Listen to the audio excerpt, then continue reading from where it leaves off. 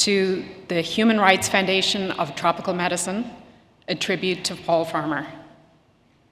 Thank you so much to ASTMH for hosting this tribute. My name is Louise Ivers. I'm an infectious diseases doctor.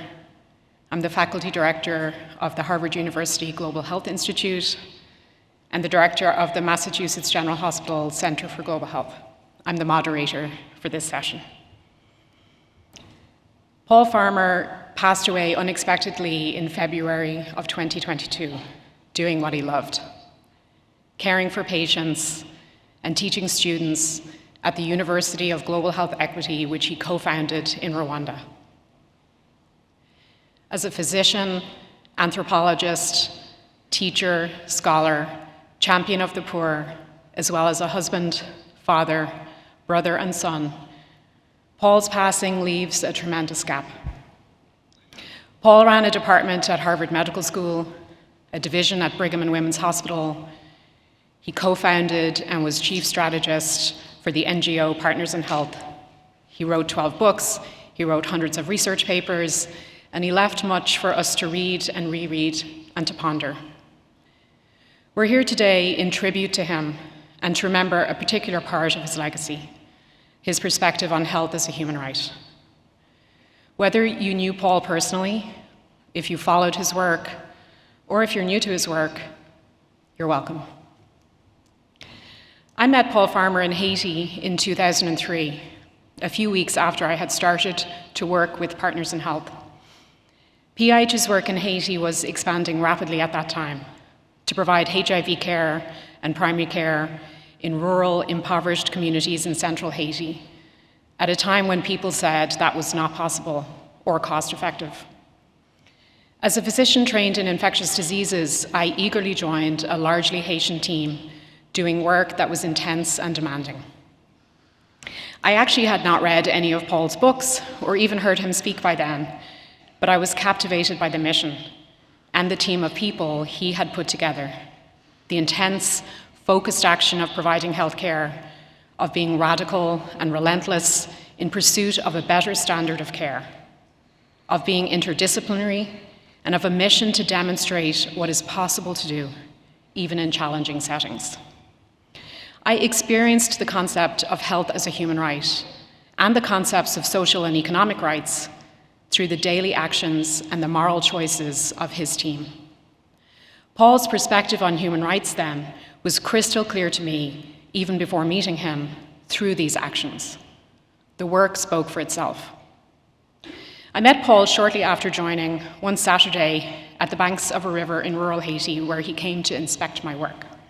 But he wasn't supervising my patient care, although he was trained in infectious diseases, but he was checking to see if I was planting trees and fertilizing them according to his instructions. I'd like to mention that I'm an infectious diseases doctor who grew up in the city, and I can't even really keep a houseplant. But of course I was planting trees on a Saturday because we always took our lead from what Paul wanted us to do. It's true that if we didn't do it, he would really give us a hard time and we would never hear the end of it. But also we did it because Paul inspired us with his vision of health equity. He inspired us into taking big leaps of faith, into working towards a future not our own, into planting saplings under whose branches we would never sit ourselves. He was like that. I went on to work for Paul for the next 19 years as his trainee, his postdoc, his staff member, his faculty member in Haiti and in Boston. I learned enough for a lifetime from him. It was a privilege. Paul was a close friend to ASTMH, and he spoke at multiple meetings here. I do believe that he would be thrilled to know that this society was recognizing him today. With me on the stage today, and also by Zoom remotely, are some very special people, each of whom has a very special connection to Paul. I'm going to introduce you to each of them, and they will share their reflections, and we'll have time later for some questions from the audience if you wish. So let me introduce each of them and then hand off the microphone. Didi Bertrand Farmer is a medical anthropologist and community health specialist who has worked in Haiti and in Rwanda, and is the co-founder and president of the Women and Girls Initiative. Dee Dee is the widow of Paul Farmer and mother to their 3 children. Dee Dee studied social science, community health, and health systems management in Haiti and in France, and has worked for decades as a community organizer, program developer, and implementer, and activist for women and girls' rights. Ralph Ternier is a physician and public health leader. He is the Chief Medical Officer for Partners in Health in Haiti, known there as Zami La Santé. Ralph has worked with Zami La Santé since 2003 and has had multiple previous roles in the organization. Director of a community hospital, Director of Community Health. He also worked to scale up HIV care in Malawi. His team diagnosed the first cases of cholera in Haiti in 2010, and he's worked since then to control the epidemic in Haiti. He's a researcher and an author. David Walton is a physician and a public health leader. He is the US Global Malaria Coordinator, a graduate of Harvard Medical School, and was the first graduate of the Global Health Equity Residency Program at Brigham and Women's Hospital in Boston, which Paul founded. He founded the program. David has worked in Haiti, in Sierra Leone, and in many other countries around the globe, was Senior Director of Global Health at the Butterfly Network, co-founded an NGO called Build Health International, and worked for 15 years with Partners in Health. I'm going to turn to comments now to Dee Dee Farmer, who's with us on the line. Hello, Dee Dee. Hi. Hello, we can hear you, and we can also see you. So I'll pass to you, and thank you very much. Thanks, Louise.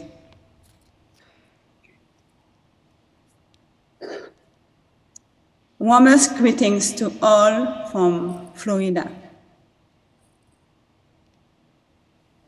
I decided to title my words towards you this morning, The Infinite Life of Dr. Paul Farmer, a compassionate and fierce human rights advocate of our lifetime.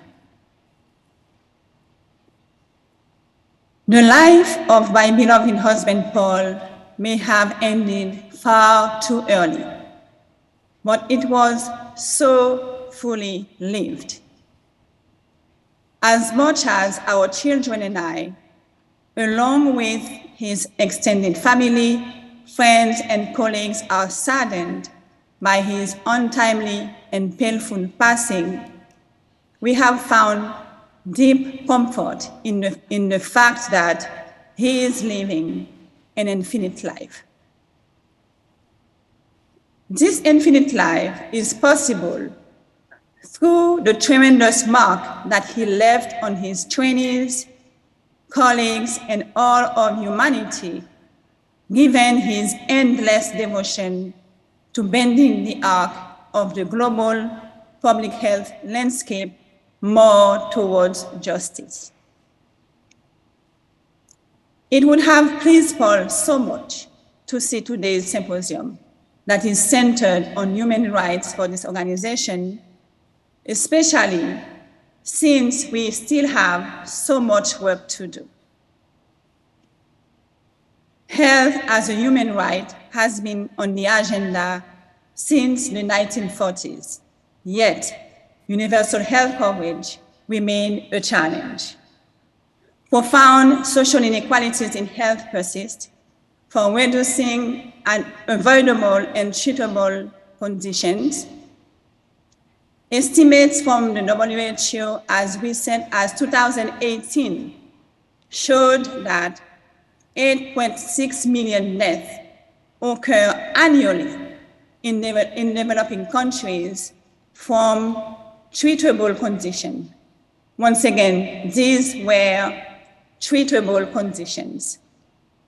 And nearly 60% of those deaths were due to poor quality of care. This should concern all of us, as we are going to fail future generations if we continue to insufficiently prioritize human rights. One's socioeconomic background and race should never determine how well and how long a person will live. We will only be able to bridge this gap if we keep human rights central to our work, just as Paul did.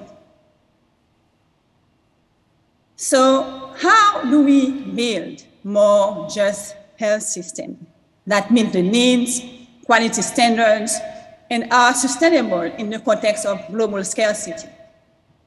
No one should die from ill health due to lack of resources and other attributes as gender, age, race, etc. Paul, at the tender age of 24, engaged in this battle when he traveled to my country, Haiti. And he did not do this alone. In order to make the change he felt was worth fighting for, he knew he needed to rally friends, mentors, colleagues, the community itself, funders, organizations, and so many more to engage in true and real partnership for health. His model of accomplishment was based on a set of values such as dignity, respect, compassion, and accountability. Paul humbly and completely devoted himself in 40 years of his life, searching for ways to make this world more just for all. He would often label those deaths stupid deaths to call out egregious human rights violations. Since his passing, many people have shared inspiring quotes that Paul wrote in many books or shared during many speaking engagements. As for me, one of my favorite sayings of his was as follows: if access to healthcare is considered a human right, who is considered human enough to have that right? Denying people the right to healthcare is denying them human dignity. And this is a matter that Paul was rightly concerned about and was motivated to bring so many partners together, including all of us today, to do something about it. In this era of pandemic, constant war and conflict, global warming, and its sweeping effect on natural disasters, drought, and hunger, just to name a few, we need to remember that the most vulnerable in society are always the most affected. Therefore, an intentional focus on human rights, exactly what the American Society of Tropical Medicine has done with today's symposium, is so needed in this world. Since human rights was central to his life work, I know Paul would be so heartened to see this symposium focus on how it is a foundational principle to the field of tropical medicine. The life of Dr. Paul Farmer is infinite through our continued commitment and dedication to advocate for human rights and bend the arc toward justice for all until the end. I wish now to express my gratitude, my deepest gratitude, to the American Society of Tropical Medicine and Hygiene Board Chair, Dr. Daniel Bosch, and all its members, as well as Dr. Louise Ivers and colleagues David and Ralph, for orchestrating this tribute, honoring my beloved husband during this symposium on the Human Rights Foundation of Tropical Medicine. Thank you very much.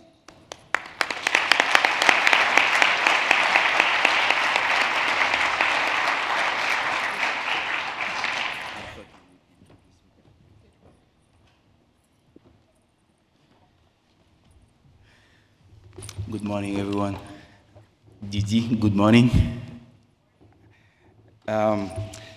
Thank you, Louise, for giving me the opportunity to talk after Paul. It's still strange to imagine that I would stand after all these years talking and after my friend, my mentor. But what I can say, I mean, it's been 20 years that I've known that extraordinary person who taught me so much.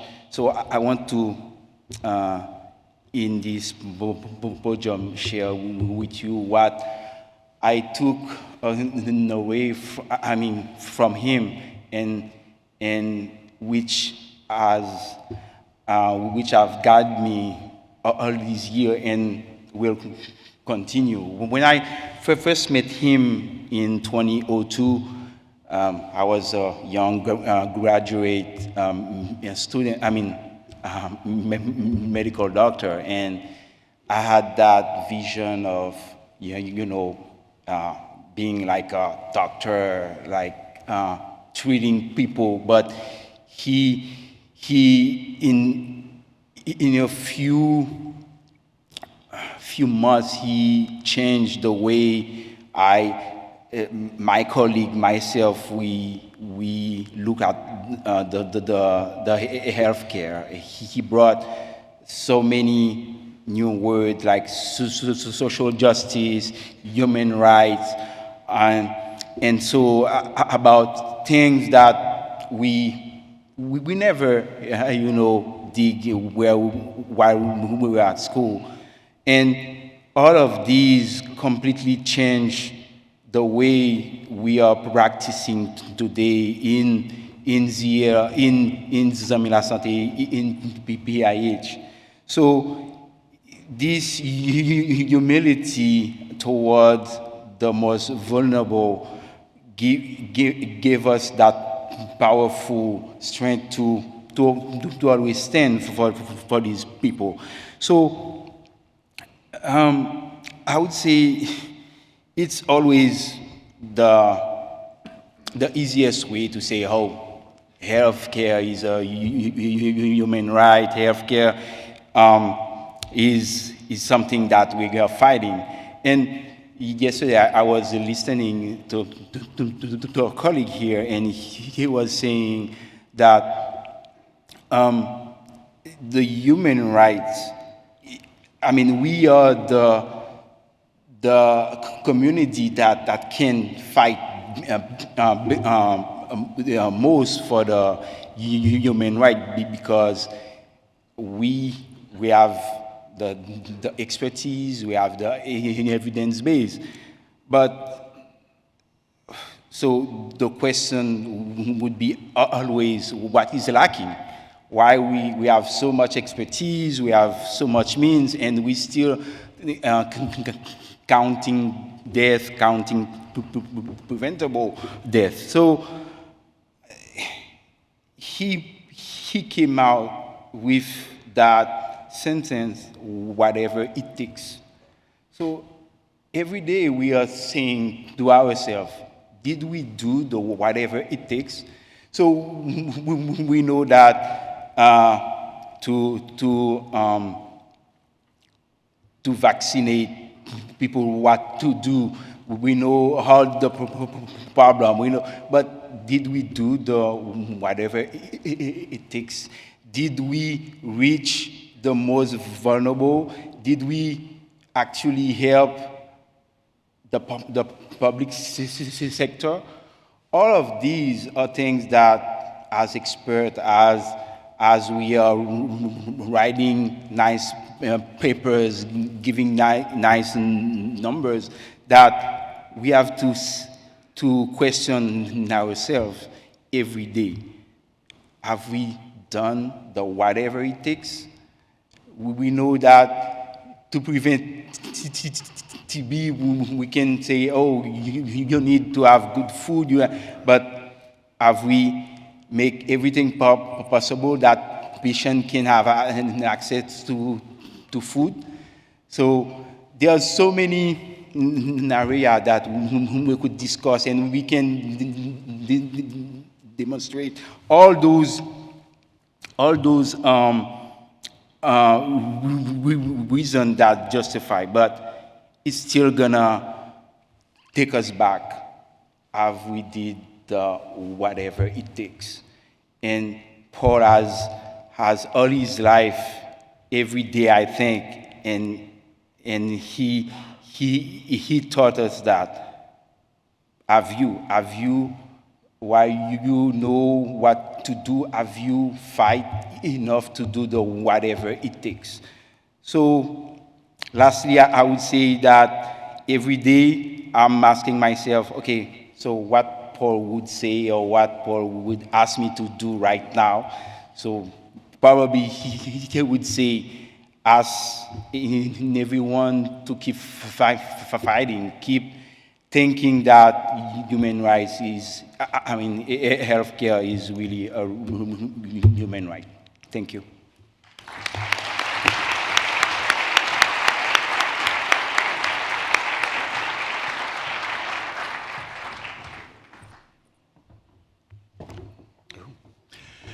Good morning, everyone. I'm deeply appreciative of all of you being here. You're likely here because Paul touched you in some meaningful way, whether it was his books, his scholarship, his academic career, or personally, because he knew so many of us personally. And I think he would be proud that we're gathering here at ASTMH, which, as Louise noted, he has appeared at a great many times and was deeply connected to ASTMH. My goal in this brief few minutes that I'll be sharing some words with you is to try to get through without crying. It might be tough for me. It's still tough. And what Louise asked me to touch on today was, as the U.S. Global Malaria Coordinator, how do Paul's teachings inform that role or other roles that you've had? So I thought about it a fair bit, and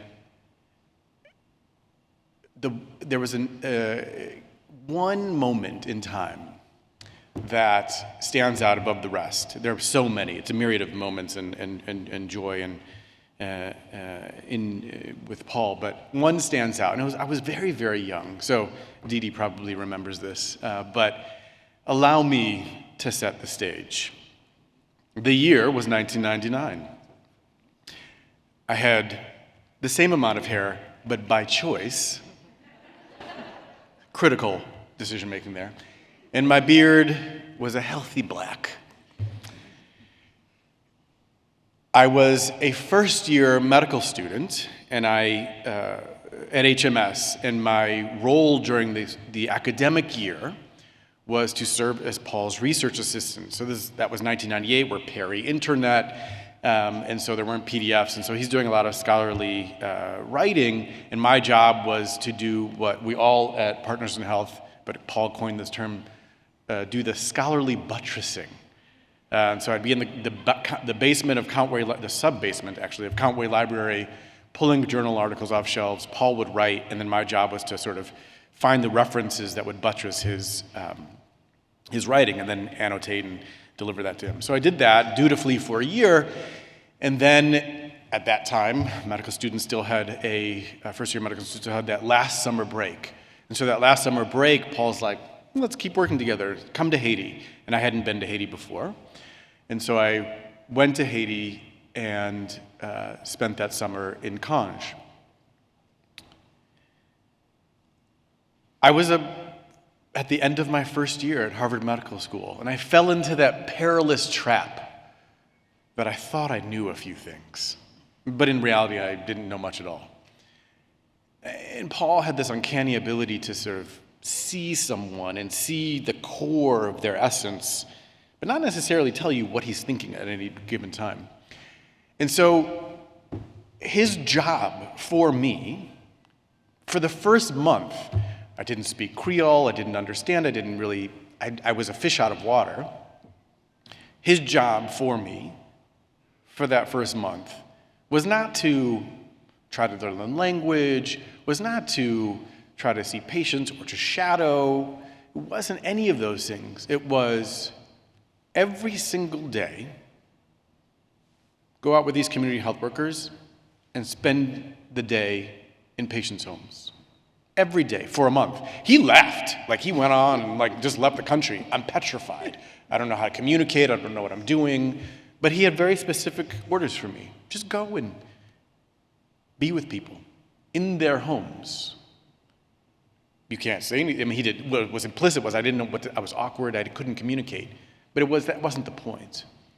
And so for a month, I dutifully went out with the community health workers, and that was my only job, is to be with patients in their homes, be a little bit awkward, try to figure out what was going on, and that was it. He came back, we moved on, and the power of that month, the power of being in communion with those folks, not in the doctor's office, where the power dynamic is so significant and so obvious, but rather in their homes, with them, with their families, as a guest.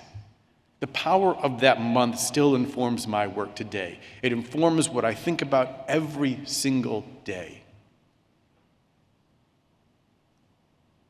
I didn't really understand humility. The patients taught me that. I didn't really understand how to bear witness. They taught me that. And so as I think about what informs my work as the U.S. Global Malaria Coordinator, each and every day, I always go back to that time. There's been many, many, many other moments, obviously, since that time. But it helped me understand my place, my role, my job as I've moved throughout my career, and the things that I need to focus on, which is centering them, right? We talk about human rights and these complicated frameworks, and at the end of the day, all of these things come to sharp focus when you understand what the person in front of you really needs and what they're asking for. And I've been to ASTMH a few times, and I am a lover of science, and I can just get deep in the weeds with these presentations, and I love every minute of it. But sometimes we lose sight. And arguing about sensitivity and specificity and this and that and the other, it's all important, don't get me wrong. But how do we keep those who we strive to serve, how do we keep their perspective in mind each and every moment, whether you're in the lab, whether you're pipetting, whether you're sequencing DNA or RNA, or whether you're actually delivering the care? And so as I think about my role, not only as U.S. Global Coordinator, but as I move throughout my career, that is the most important month that I have ever had in my life, and what informs how I think and what I think each and every day. And I'm grateful to Paul for that. I'm grateful to him for so many things. This is my family, my chosen family here. Dee Dee is my chosen family. But beyond that, it is the lens by which I see the world and I see the work. Thank you.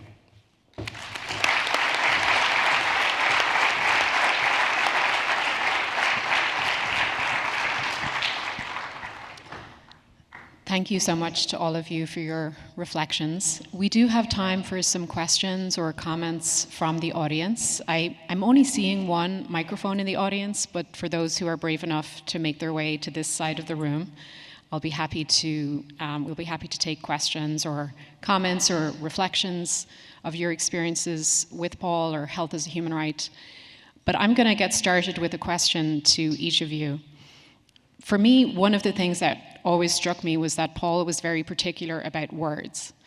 And, you know, if you gave him a paper to edit, it came back with a lot of red marks. And sometimes it was a little annoying because I thought, well, what's the purpose of this change? But he was very specific in how he used words. And, you know, he spoke actually about tropical medicine. And while he embraced the participation in the word and the society, in his last comment at the annual meeting, he questioned how the term tropical medicine could obscure inequity, and how certainly latitude doesn't determine illness or risk of illness. And he was always seeking an equity plan, and so he called for including an equity plan within the term of tropical medicine. And I think yesterday, very much in the President's address, we saw how fundamental human rights is to the society. I'd love to have each of you comment on, is there a word or is there a term that Paul made you think twice about or made you reflect on that you use in your work, and how you think that might have been important? Didi, we can still see you, and I wonder if we could show Didi on the screen for the audience as well, as she participates. Oh, she is behind me. Okay, thanks. Didi, do you have a comment, or should we go to...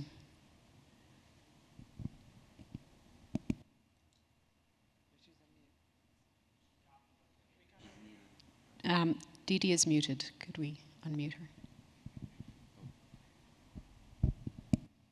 Can you hear me now? Yes, we can. Okay. No. So for me, it's the word accompaniment, because that it's a word that I think Paul had himself, maybe we should see it much more as a concept,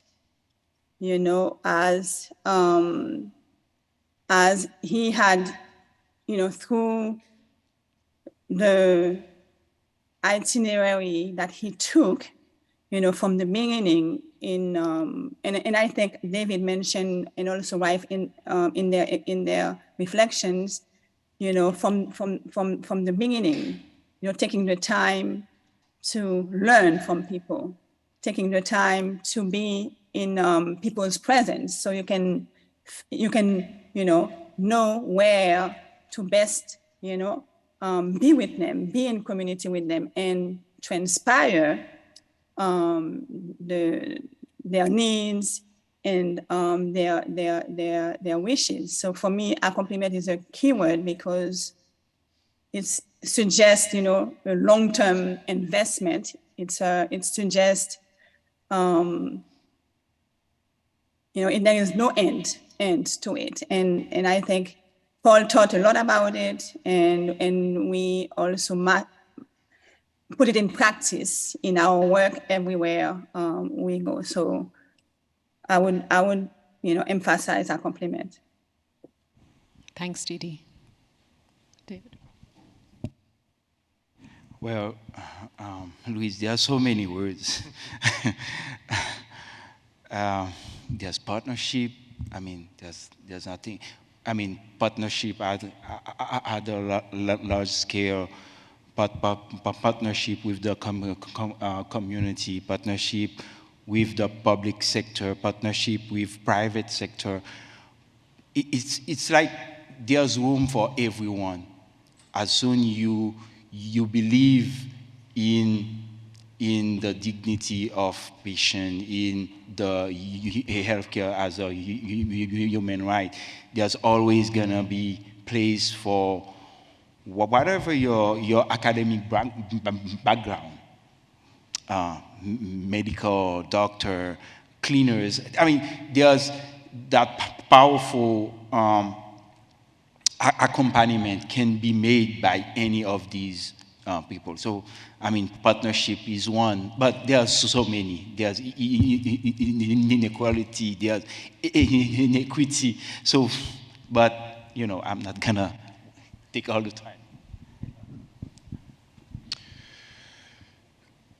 So I agree with Didi on accompaniment, not only as a word, but as a framework and as a concept and as a guiding light for how we do this work. I think in addition to that, I would say humility, and I alluded to this in my comments, but it's really, again, those are these early, I was in a very formative time during those years, and that is one of the deep, deep lessons that I learned and that I carry through in how I approach this work. I think it's very easy to fall into the trappings of our environments and losing that perspective on humility, and not always embodying that humility in all of the work that we do. And I think, in addition to accompaniment, humility is something that I always keep at the front of my mind as the primary perspective that I really try to bring to the table. Thanks. Yeah, there are plenty of others, pragmatic solidarity, and we can build a whole dictionary around these words. Yeah, we should work on that, the Paul Farmer Dictionary. I see a question from the audience. Thank you. Julie Jacobson. First off, thank you for this. It's just beautiful. And, the tears thing has been hard for all of us, I think, and hearing the beautiful things that have been said and inspiring us to think about in our own lives and work. I'm going to take this in slightly a different direction and turn it back on ASTMH, and that, being members of ASTMH, part of our role is to be advocates and to take action, right? And I have to say that, honestly, we've done a really poor job, the members of ASTMH, in this, because we send out things from ASTMH to take action, to send something to your congressperson, to write a letter, and try to make it as simple as possible, and our response rates to those are pathetic. I just want to say that. So every one of you in this room, you're part of the solution. So please, when we send those out, take action. Take action. And with that, I want to turn that question back to you all as the panelists and share with us in ways in which you think we can, as a global community, as ASTMH, take action to make the words reality. I mean, just a comment. The word action would be one of Paul's words as well, action. I mean, what is blocking you to do it? Because you are part of the solution, as you said. So take action. So nothing is preventing you to take action, so do it. So this is the type of frame that Paul would appreciate as well. Thank you. Thanks for that. I do think it's a great reminder to take those actions, to do those steps, to follow through. I mentioned about me planting trees, and that definitely one reason I was doing it is because Paul would really, really keep on you and really pester you if you didn't do what he asked. But he was constantly calling us to action in every day, at every moment, relentlessly. I don't want to speak on behalf of Partners in Health, but I do know there's a Paul Farmer Memorial Resolution that was introduced to the US Congress, which is related to sweeping reforms around global health and global health financing. I think that investigating that and seeing if that's something that you would like to support would also be useful, but I appreciate the reminder too that through the society we do receive those action items and that we could bolster our responses to those. I see another question. Oh, actually, David has a comment. So I'll tell another story because I think it's relevant to the call for action. It was 2000, again, I'm going to set the stage, I'll be brief. 2014, I was in Boston, I had a job, and I was on the second date with this amazing woman. And I got a call from Paul, and I will confess to you, I didn't pick it up. Because I knew that, because I'm on a date, and I know like when you pick up the phone from Paul, it's not a short conversation. And so he called back. So I'm like with this woman, I'm like, I'm so sorry, I have to take this call. So I take the call. An hour later, I'm still on the phone with Paul. And there's very few times, what's that? It did well. She's now my wife, so it didn't totally mess it up. I'm very grateful. But Paul, this was one of the very few times where he was yelling a little bit because he was in Morocco in transit on the way to Sierra Leone, and he said, you need to get involved in the Ebola response. I'm like, well, it's complicated. I have a job. I have a thing. I'm not really, it's not what I'm doing right now. And for an hour, yelling is a strong word, but it was a different dynamic. And there was a level of, there was a call to action that he was giving me that I had rarely heard in my, 17, 18 years at that point in time of knowing him. And so, thankfully, the date continued to go well after I got off the phone, but at the end of the day, I actually ended up taking a leave of absence from that job and then spending, my wife and I debate this, I was like, I was only gone for 4 months. She's like, you were gone for 6 months. And she thankfully stayed with me during that time, but he gave me that call to action, so I just sort of, moved to Sierra Leone to be involved, and that was one of his superpowers. But it's a poignant reminder to me that, again, that's an example that's personal, that clearly not everyone has that flexibility, but the power of agency that we have to actually be able to take action when it may be inconvenient or challenging or troublesome or require more effort. I think it is an important comment by the questioner to really reevaluate that, particularly for those of us who do this work each and every day. Thank you. Question from the audience. Thank you very much. Mine is not a question, it's a comment. I'm Sylvia Chila from Zambia, and let me say that I didn't know Paul, now I know him from what has been said. And it's so inspiring that you sit down, it's like his voice is still speaking from the time Didi started speaking. It's like you are being challenged. These human rights, who is entitled, who is being left behind, and you are taking yourself to be in that place and really challenging yourself.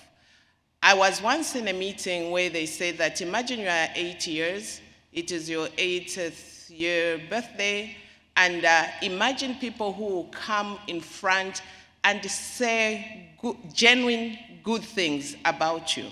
And if you can think of a family, a friend, a colleague, you are doing well. But if no one, a person that you didn't even know you had touched, then you are not doing a good job.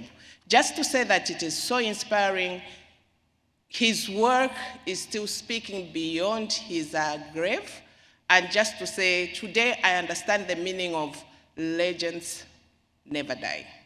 And today I'm witness in this meeting. Thank you.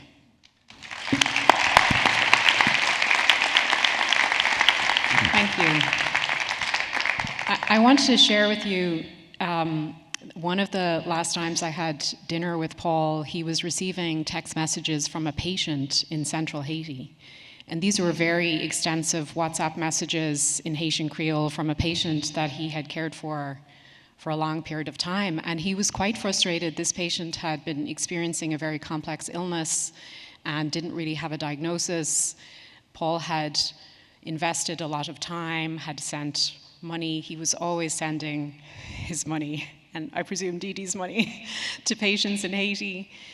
But it really struck me that he was saying, he had that one-to-one relationship with his patients still. And I said, Paul, maybe, you never change your number. He's like, they always find me, because his team would often change his phone number. Not often, but every year or two, he would get a new phone number sometimes. But he always gave his number out to his patients. And I think that was another really important way that he pushed us to always do whatever it takes to go beyond, to say, well, if this person is not entitled to your phone number, who is entitled to your phone number? So we just are almost out of time, but I just want to do a quick check-in with our guests to see, is there anything that you had really wanted to say today that you haven't had a chance to say before we close out the session? Didi?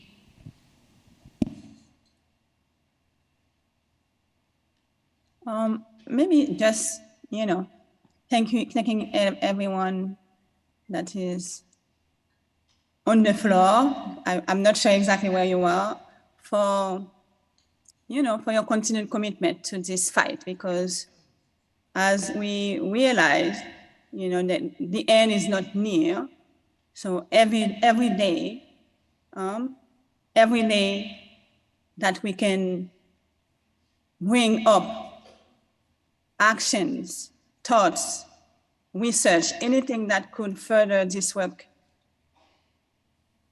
forward is necessary. So I'm very grateful for the momentum that that these institutions provide, and knowing that Paul's life is, as I said, is infinite, and he's infinite through the continued actions that we will take, no matter how small they are, to continue this fight, because it's not going to be over soon. Thank you. Thanks, Didi. Last word.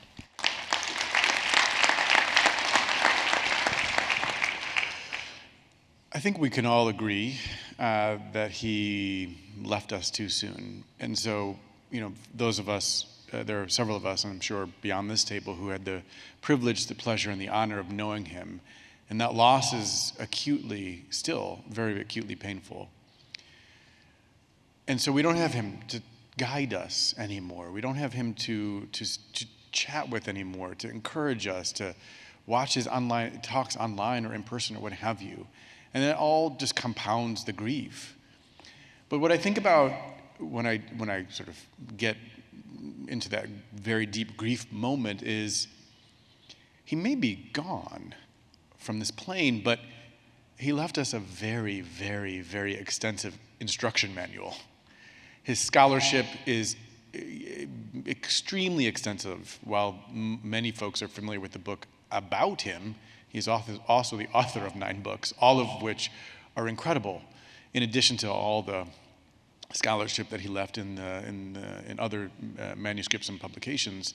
And so what I would say is, as Didi noted, he is infinite, but we can all look and take solace in the instruction manual that he left us, and remind ourselves of what he continues to say, not unfortunately not to us now, but through the written word over the entirety of his career. And that, to me, gives me both solace and continued energy to embody the values, the words, and the actions that he espoused us to move forward with.